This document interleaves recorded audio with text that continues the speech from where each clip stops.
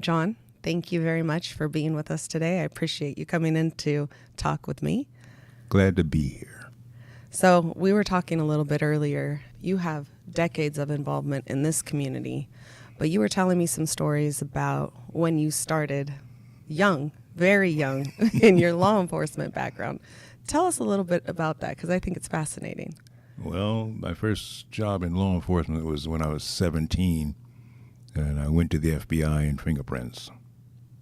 I left California and moved to Washington, D.C. I couldn't work nights because I was too young. Child labor laws said you had to be at least 18 to work after 10 o'clock at night. So I worked a day shift until then.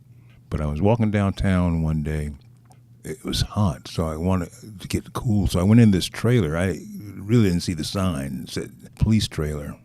I took the test. I immediately got picked in about 2 weeks. But I wasn't old enough to be a policeman, so I became a police cadet. And which department was this? That was Washington, D.C. Okay. The D.C. Metropolitan Police Department. I went to a place called the Morals Division. That was narcotics, gambling, liquor, prostitution. But I also worked undercover during major demonstrations. That was when the SDS, that's the Students for a Democratic Society, Abby Hoffman and all of them were out there. So they would put you into the crowd. Into the to crowd. Blend in undercover. Oh, yeah, I was right there. They send me into houses looking for axe handles to make sure that the demonstrators weren't armed. I was a policeman for about 4 years. I got injured in the line of duty. We used to use those Vespas to patrol on, and a car cut in front of me, sent me up 8 feet, now 16 feet, broke my kneecap. At age 23, I was retired. I came back to California, married, and 2 children. Do you see any differences from your time in law enforcement now with your son and your grandson being in law enforcement? Are there any concerns that you have for their safety or just how things have changed in general? Well, I'm always worried about my children, my blood, getting injured on the job. The numbers have changed. That's what has changed. It's becoming less secure. The numbers go up. Law enforcement has so much they should take care of, but they can't take care of everything.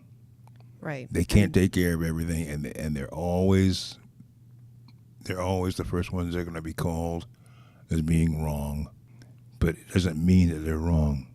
It means it's been seen a different way.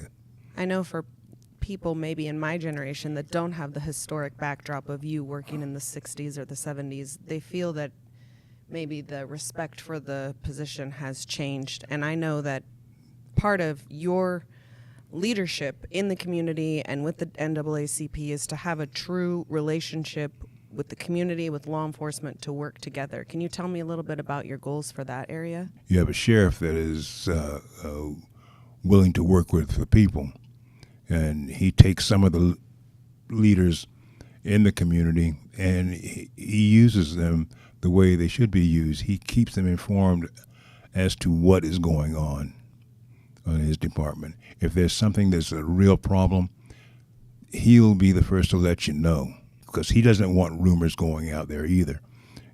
We don't want things to start because a rumor got it started. That's always positive.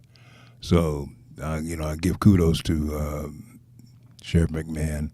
And communication is key, and misinformation is damaging. So much so. To be able to get out there and be honest and have real discussions, and I know that there's members from the department that are active in the NAACP. They go to the meetings, they participate in the events. SEBA has always been close with you. Yes, and being with the NAACP is just one of the things that I do to give back to the community.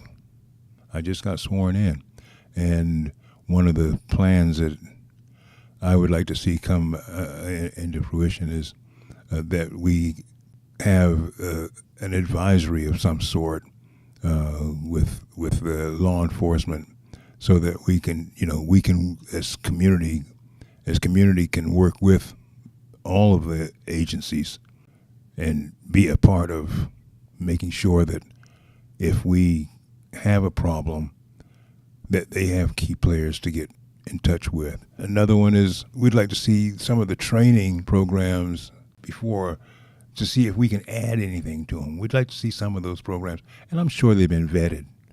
Right. So it would be nice to let the community know how your training is going. We go to the academy a couple of times a year and watch that, but I think there's still a need for more of the community to go to see some of it.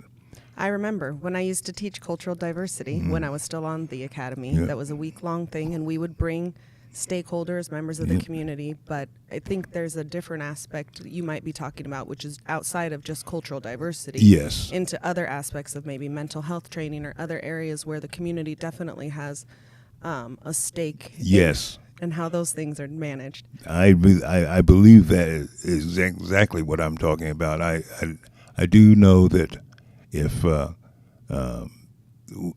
we invite the SEBA and the Sheriff's Department to something, they will be there.